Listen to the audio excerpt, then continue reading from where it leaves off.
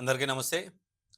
ఆంధ్రప్రదేశ్ రాజకీయాల్లో కష్టపడి పనిచేసినటువంటి నాయకులకు ఒక గుర్తింపు ఇచ్చే అవకాశం అయితే ఇప్పుడు కనిపిస్తా ఉంది. ఎందుకు అనంటే కూటమి ప్రభుత్వం ఇప్పుడు తాజాగా ఒక జాబితాను రిలీజ్ చేసింది. ఏవైతే నామినేటెడ్ పదవులు గతంలో మనం చెప్పుకున్నట్టుగా సుమారుగా 1000 నామినేటెడ్ పదవులు ఏవైతే ఉన్నాయని మనం చెప్పుకున్నామో, అందులో 705 నామినేటెడ్ పదవుల్ని ఈరోజు రిలీజ్ చేసింది కూటమి ప్రభుత్వం సర్కార్. అయితే ఇందులో 47 మార్కెట్ యార్డ్‌లకు సంబంధించినటువంటి చైర్మన్‌లని ముఖ్యంగా రిలీజ్ చేసిందనమాట. ఈ 47లో వివిధ రకాలుగా ఉన్నాయి.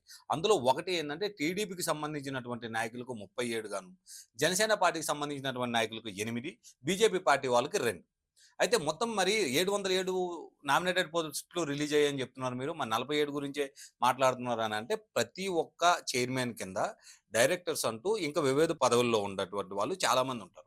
ఎందుకంటే చైర్మన్ ఒక్కడే సరిపోడు కదా! ప్రతి మార్కెట్ యార్డ్‌లో చైర్మన్‌లుంటారు, డైరెక్టర్‌లుంటారు. వాళ్ళ కింద పనిచేసినటువంటి అకౌంట్ డిపార్ట్మెంట్స్ వాళ్ళు గాని, అలా అని చెప్పేసి మొత్తం అన్నిట్లికి సంబంధించి 47 మార్కెట్ యార్డ్‌లకు సంబంధించినటువంటి పదవుల్లో 705 మందిని రిలీజ్ చేశారు. ఇందులో చైర్మన్ పోస్ట్ ముఖ్యంగా ఇచ్చినటువంటి వాళ్ళు ఇందాక నేను చెప్పినటువంటి సంఖ్య.